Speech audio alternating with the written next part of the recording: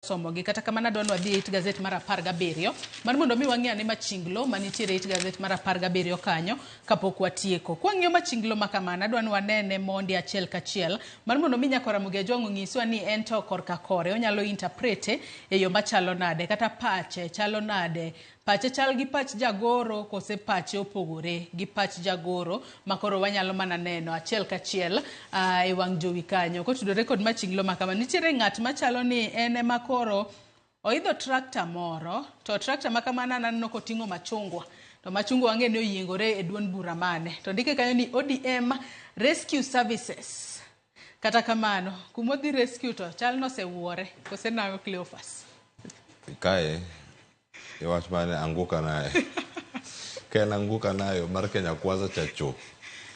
kama entie maiso ni kata ka ng'ama kalo lalo ni emoseluar oseanguka nayo nikech ero anguka gi wilbaro wilbaro chako chopo como luare to goma na wiye koro kolwar karka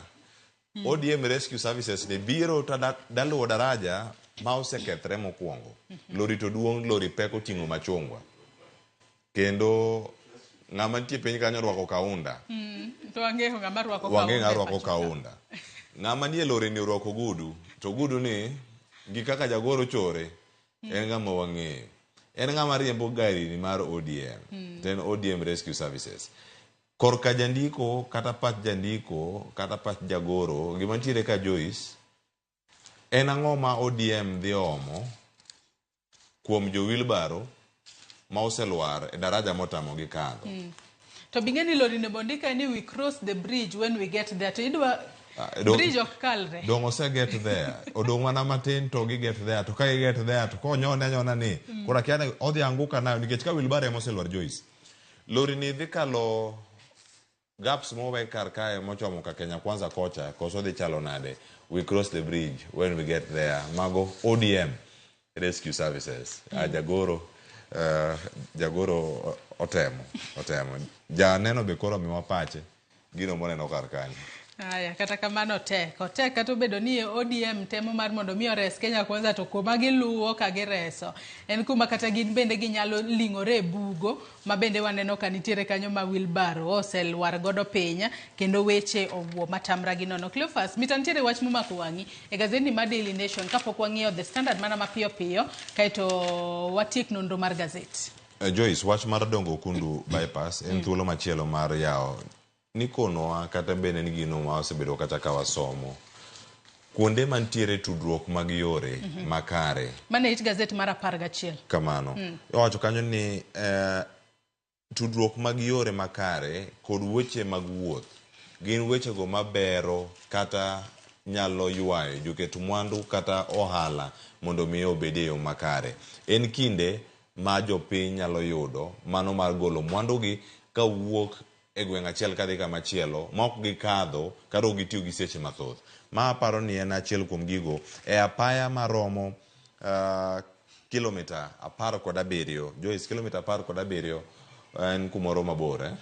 kilomita 17 mondo mi iluwe mi chopi kama chielo midwaro ikadho kode mano na Mataro mondo mi donj kama chielo e kaunti ma Kwale riwo kaunti ma Kwale kod kaunti ma Mombasa mondo mi oganda otieka ne dhugruok cha majabedo ga e ulalo mano mar Karferi mondo mi jogo makadho kocha kikaw seche mang'eny mondo mi ohala bende odhi nyime yo makare ma en gino mano chakre e sirkal mano mar Uhuru Kenyatta higa mar 2018 kendo nyaka sani nena kambi mano mar China Civil Engineering Construction Corporation kane gichako tich e project machalo kama bende gineno ka otieke mabedo sayawe kumoro achiel Joyce ok yawe duto kinene kama entieno mana side achiel kende ema dhi bedo ka oyaw kendo dhi bedo ka tiyo kendo gidhi bedo kata kod traffic marshals ma dhi bedo ka konyogi achiel kachiel en gino mara kinde mabiro aboydo sigana ni ka joja oko oluona geyo makare kata kamano en puoch gi pak ne telo duto jok mano neno ne dieri paro makama ochopo kare bathe kanyo bende koro aneno ka duol mari wi oganda kanyachiel NCIC nyaka sani koro wacho ni gikale achiedh nade mathoth ahinya ka gitemo kedo kod dhok mapusore kata hate speech mano mitimo e yor mbui ka giwacho ni mano en kaluore koda budget ma tin ma gintiere godo kachiel kod nok mar lony manyasani kata iwacho kanyo ni inadequate technological resources makoro monogi kedo kod dhok mapusore ahinya ma itimo mano kokalo yor mbui to magi duto wasebedo kwaneno ahinya to kinde ng'anyo mago mag rowere mag Gen Z mathoth ne wang'e ni gin gitiyo mana kod social media e wechegi mag bago ng'anyo pacho kae. Kata kamano wantiere kod geno ni ibro bed ka inono kaka inyalo ting' malo budget magi mondo giked kod hate speech e yo makare. Ang'eyo wada tieko to ma ok sigana monego bed ni waduoke pile ka pile. Ka tiyo gi teknolojia otamo jok mantiere karka ok ochuno ni nyaka jakom mar NCIC obed Samuel Kobia. Gik mathoth nitiere karka. Ka tiyo gi teknolojia osetamo jok Joyce Samuel Kobia jakom mar NCIC ok en millennial akiani nitiere X kose nitiere kama chal nade. Tiyo gi lony manyasani kama nitiere karka social media ni ka dipo notamo jok mantiere maluka en ang'o mi joma tindo gi otam mi thuolo mondo midonj ka weche mag teknolojia kotamo gi ng'ato wuoga e office nikech ma achiel kuom gigo kise admit ni tie challenge mag combating hate speech online pod itimo ang'o e office gigi thoth gi ikeyo gi e mbui ka tich otamo jotelo owacho ni jowe ketho saa gi resources ma pod budget midwaro Joyce en budget mane midwaro mondo i combat gigi machalo kama kiseneno ng'ane otimo makosa e mbui ok idhi make nikech magi achiel kuom kuonde ma pesa jopiny lale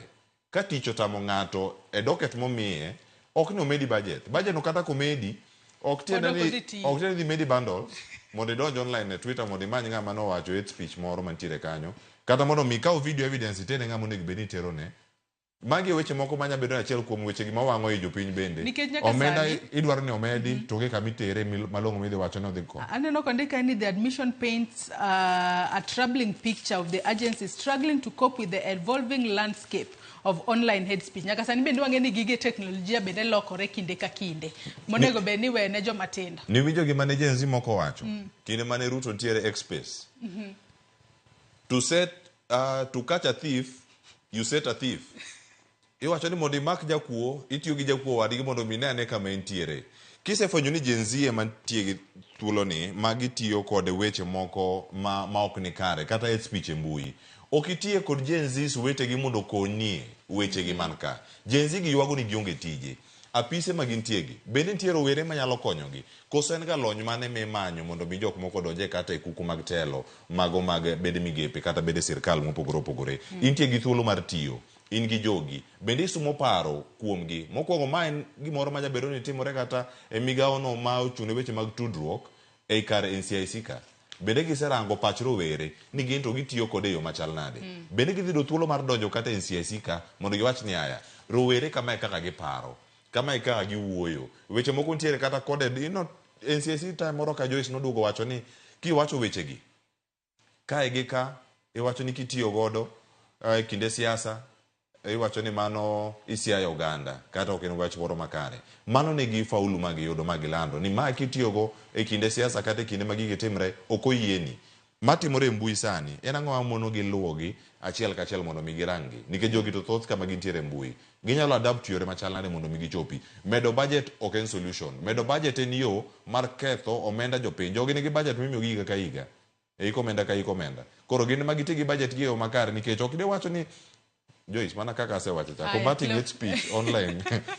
adwa ni walor gazet ma Daily Nation wangi mana it gazet mokwongo kende ma The Standard kaito watie kanno ka wendo marwa osechopo studio ka okinyi makawuono it gazet mokwongo ma The Standard Cleophas bende nitiere weche machal mana kod mago mane nitiere Daily Nation kanya kasani ondike kai ni cabinet to hit road after rubber stamp wang'eno odiochieng' makawuono jotend migepe 19 bro bedo ka chamo muma odiochieng' makawuono to ka gisechamo muma gibo bedo ka gichako tich achiel kachiel odiochieng' makawuono malo kanyo Cleophas bende neno ka nitiere jago moro mane omake kata kamano nonego bed ni gole jela to nyaka sani koro okoyangore kata kia okong'ere ni entiere kanye gino makoro piny Amerika penjo sirikal ma piny Kenya ni entiere kanye tok tieko twech mare mar higni 6 e jela wang'eni tukego mago mag music festival bende osebedo ka dhi mbele iwacho kanyo ni wechego mag mibadhi ka achiel kod lai manyien mar somo mar CBC ema otimo newa inyanya to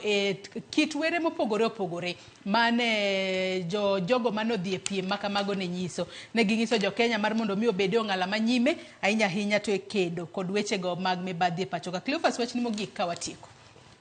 jotelo madhi bedo kigo gi rubber stamp kawuono mondo mi giti ne jo Kenya gi ratiro kuonde ma gintiere. Mano kama dhi bedo kanyo ka wayudo gi. Iwacho ni jotelo iyiero gi Nyasaye. Koro koseyiere gi Nyasaye mondo biti ne jopiny,